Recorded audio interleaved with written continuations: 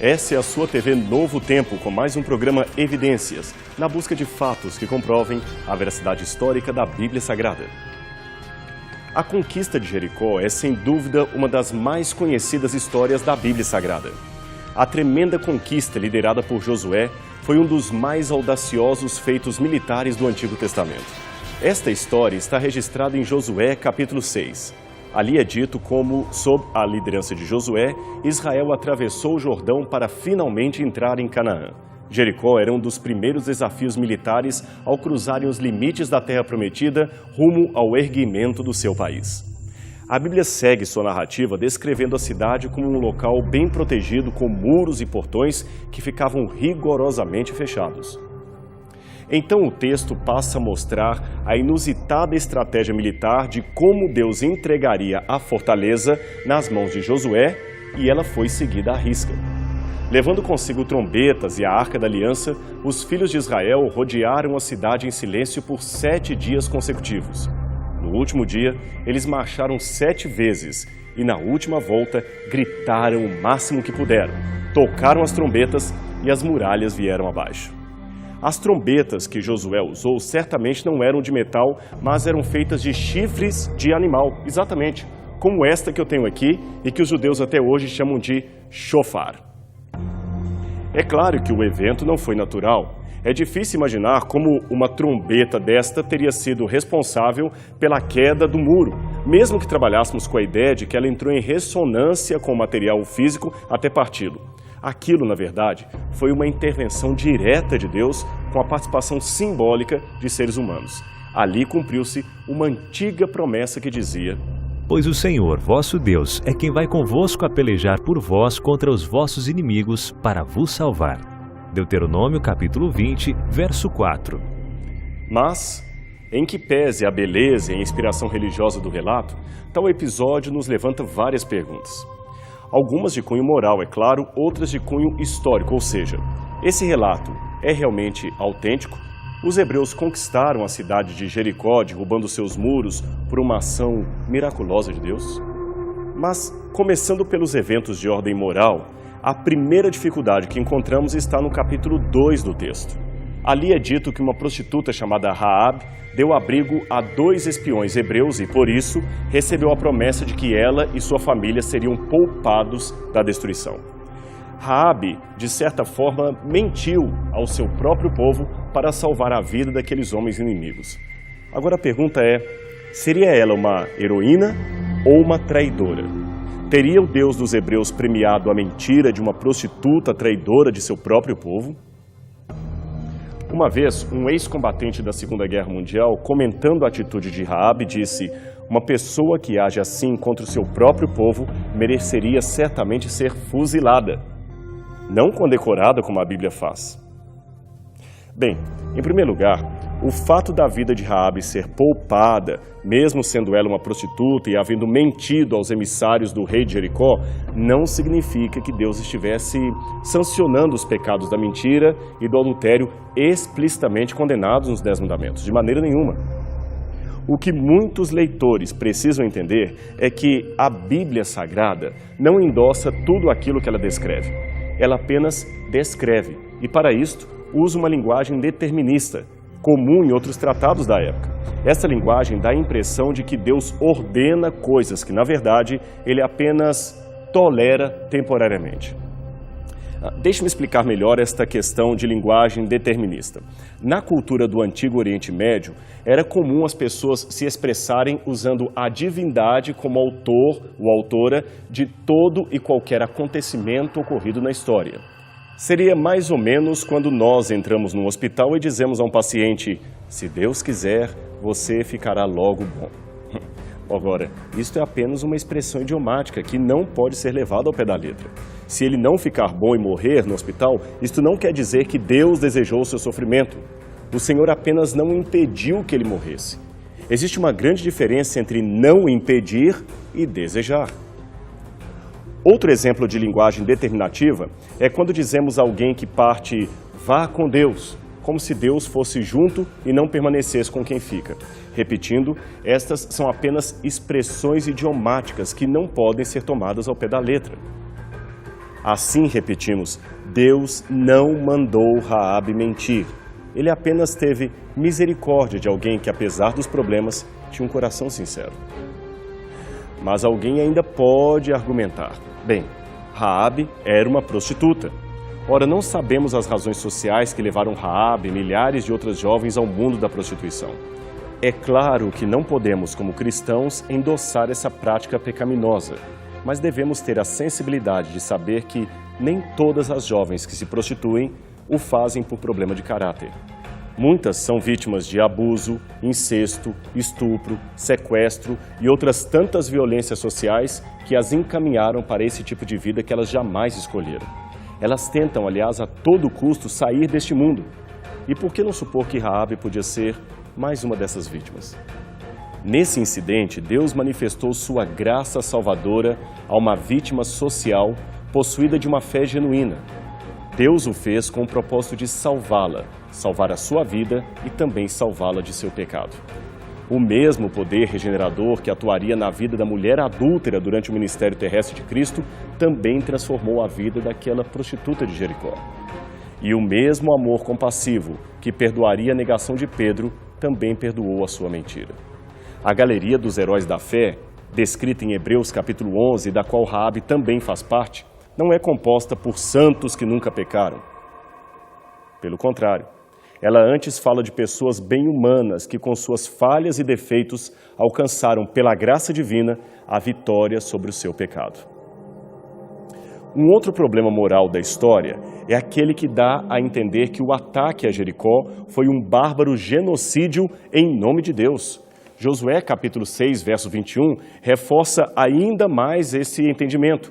Ali diz o seguinte: Tudo quanto havia na cidade foi destruído ao fio da espada, tanto os homens quanto as mulheres, tanto os meninos quanto os velhos, também os bois, jumentos e ovelhas. Bem, devemos antes de mais nada entender a Bíblia em seu contexto histórico e literário para não interpretar erroneamente o que dizem as Escrituras. Um estudo completo dos modos como Deus age na história humana nos ajuda a perceber que não se trata de um crime étnico o ataque dos hebreus. Além de estarem estritamente sob a obediência divina, os hebreus não executaram os cananitas sem que estes tivessem primeiramente um amplo tempo para se arrependerem de seus delitos e mau comportamento. Se você olhar Gênesis 15, vai ver que ali Deus tolerou por mais de 400 anos a impiedade dos amorreus. Ali Deus fez isto na esperança de que eles se arrependessem. Mas nos tempos de Josué, o povo estava tão depravado que, só para você ter uma noção, o sacrifício de crianças em rituais religiosos era algo tão comum para eles como seria para um protestante hoje cantar um hino ou para um católico acender uma vela. As gerações mais novas, é claro, já seguiam desde cedo o comportamento doentio dos mais velhos. Mas será que não havia gente sincera entre eles? É claro que havia. Raabe é um exemplo, e ela foi poupada dos demais. O teólogo e filósofo Paul Copan, autor do livro Is God a Moral Monster? Seria Deus um monstro moral? Levantou recentemente uma tese que merece ser aventada. Partindo de elementos históricos, literários e arqueológicos, ele trabalha com a hipótese de que Jericó não era um centro urbano comum, mas um posto militar cananita. Sendo assim, Raabe seria uma das mulheres contratadas como prostituta comum para atender às tropas, ou talvez uma prostituta ritualística, pois era comum que os exércitos tivessem consigo um sacerdote e uma prostituta religiosa que serviriam como amuletos durante a batalha. Fazendo uma comparação com outros textos do Antigo Oriente Médio, que também usavam linguagem hiperbólica, isto é, de exagerado extremo militar, ele entende que Josué, capítulo 6, verso 21, poderia ser uma expressão idiomática comum de relatos militares e não uma descrição literal do massacre indiscriminado de mulheres e crianças. Um dos exemplos citados por Copan é esta pedra comemorativa do faraó Merneptah, filho de Ramsés II, rei do Egito. Ao descrever as vitórias do faraó, o texto diz num determinado momento: Israel foi devastada, seus descendentes não mais existem. Ora, Israel continuou existindo depois disso. Logo, essa linguagem, seus filhos não mais existem, deve ser entendida em termos literários, não em termos literais. Senaqueribe, rei da Assíria, é outro exemplo de linguagem hiperbólica.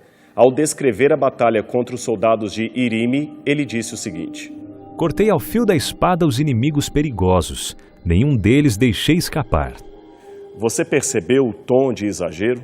Novamente temos aqui uma linguagem hiperbólica, semelhante à que usamos quando descrevemos todo mundo compareceu à festa do meu primo, quando na verdade apenas uma pequena parte da população mundial, e não todo mundo, estaria ali presente naquela comemoração. Copan também aponta para o fato de que Jericó não tem evidências de ser habitada por uma população civil, mas ela era maiormente habitada por um contingente militar. Logo, o que temos é uma batalha semelhante àquela travada entre policiais e traficantes, e não um genocídio em massa de pessoas inocentes. Ora, quer aceitemos ou não a hipótese de Copan, o fato é que Deus não ordenaria, de modo nenhum, uma barbárie sem sentido. Isto não condiz com o seu caráter, nem com o seu amor revelado nas Escrituras. E quanto à procedência da história bíblica relacionada à Batalha de Josué? Tem a arqueologia e a história oferecido alguma pista a favor deste relato? Esta é a ruína de Tel el-Sultan, provável local da antiga cidade de Jericó, e esta é uma imagem aérea do mesmo sítio. A cronologia bíblica tradicional entende que a Batalha de Jericó ocorreu por volta de 1407 a.C., talvez uns anos a mais ou alguns anos a menos, mas não muito distante disso. Por causa de sua importância no cenário da história bíblica, Jericó foi o segundo sítio arqueológico a ser escavado depois de Jerusalém, ali nas Terras Santas. Quem esteve à frente desse empreendimento foi este homem, o explorador Charles Warren, que era militar e pioneiro da arqueologia na região. Ele escavou vários fossos verticais e pelo menos 3 trincheiras a fim de coletar material de campo. Naquela ocasião, ele concluiu: De um modo geral, os resultados de nossas escavações neste lugar nos permitiram dizer que esta montanha de entulhos resulta de um acúmulo de antigas fortalezas que existiram neste lugar. Mais tarde, em 1907, vieram algumas expedições austro-alemãs que também exploraram o local de maneira extensiva, mas dessa vez sem uma técnica de datação muito apurada. À frente deles estavam os professores Ernest Selin e Karl Watzinger. Nestas expedições foram postas a descoberto 2 muralhas concêntricas, sendo a interna ao redor da crista da colina. Tratava-se, portanto, de uma obra-prima de fortificação estratégica, toda feita de tijolos queimados ao sol. Veja essa torre maciça, que engenharia! A cidade tinha ainda 2 muros paralelos, mais ou menos 3 a 4 metros distantes um do outro. A muralha interna, que também era particularmente maciça, media 3,5 metros de espessura. O cinturão externo, que passa pelo fundo da colina, consiste em um muro de 2 metros de largura e de 8 a 10 metros de altura. Esse muro, é claro, também constava com sólidos alicerces. Eram estas as grandes muralhas de Jericó. Mas, como dissemos, a datação local ainda estava bem primária. Até que em 1930, John Garstang iniciou novas escavações no sítio, retirando a terra e coletando a cerâmica local. Essas antigas fotos mostram fissuras indicando que a cidade fora destruída por algum tipo de abalo sísmico que, de acordo com Garstang, ocorrera por volta de 1400 a.C., uma data impressionantemente equivalente à cronologia bíblica da conquista de Josué. Até que em 1950, a senhorita Kathleen Kenyon, que aqui aparece em pé ao centro desta foto, conduziu novas escavações no local e discordou das interpretações de Garstang. A senhorita Kenyon também encontrou evidências de que o sítio foi realmente destruído com muita violência. O problema é que na época de Josué era muito comum esse tipo de cerâmica, chamado de cerâmica cipriota. E como Kenyon não a encontrou nas ruínas de Jericó, deduziu que a cidade e as muralhas não existiam nos dias de Josué, mas que teriam sido destruídas 150 anos antes, ou seja, por volta de 1550. Mais recentemente, porém, o arqueólogo Brian Wood analisou a cerâmica do próprio local, a cerâmica cananita, aquela que foi recolhida nas escavações de Jericó. Ele concluiu que a destruição ocorreu no fim do período da Idade do Bronze Antigo I, que seria por volta de 1400 a.C. Esta data coloca as evidências arqueológicas em perfeita harmonia com o registro bíblico. Agora, ainda que alguns insistam em ficar com as conclusões de Kathleen Kenyon, uma coisa é tremendamente pacífica na análise das descobertas. É o seguinte: em que pese as discussões quanto à cronologia, o fato é que aquilo que encontramos em solo é exatamente o que a Bíblia descreve quanto à queda e destruição de Jericó. Veja, pela posição geográfica da cidade, qualquer grupo que entrasse em Canaã vindo do leste teria de enfrentar Jericó. E é exatamente isto que a Bíblia apresenta em Josué, capítulo 3, verso 16. Mas, como você pode ver nesta reconstrução artística, os muros estranhamente caíram de dentro para fora, excluindo a possibilidade de uma ação externa. Também não se pode dizer que foi um terremoto, pois os muros caíram apenas em parte, e todos para a mesma direção, como se tivessem sido empurrados para fora. Os muros caíram na mesma época em que a cidade foi abandonada, e depois da queda, as muralhas tiveram também um grande incêndio que devastou as casas, todo o local, como, aliás, lemos aqui na Bíblia, em Josué, capítulo 6, verso 30. Todos os detalhes são confirmados pelos elementos arqueológicos. Os grãos, estranhamente, não foram saqueados, o que era de se esperar num ataque militar. Esse detalhe também confirma a ordem de Deus para que os hebreus não tomassem nada de Jericó para si. Isso está em Josué, capítulo 6, versos 17 a 18. E não somente isto. Os jarros estocados, ainda contendo alimentos, demonstram que o ataque ou a destruição foram rápidos, pois não deu tempo dos habitantes fugirem levando os grãos. Isto é exatamente o que está em Josué, capítulo 6, verso 1. E o abandono imediato da cidade, também verificado pela arqueologia, está de acordo com Josué, capítulo 6, verso 26. Evidências como estas reafirmam a certeza de que a Bíblia não é um livro de fábulas escritas sem qualquer propósito histórico. Pelo contrário, ela é, acima de tudo, um relato real da história antiga. Uma história reveladora, uma história que descreve os atos salvíficos de Deus em meio aos negócios da humanidade. Isso é incrível, não é mesmo?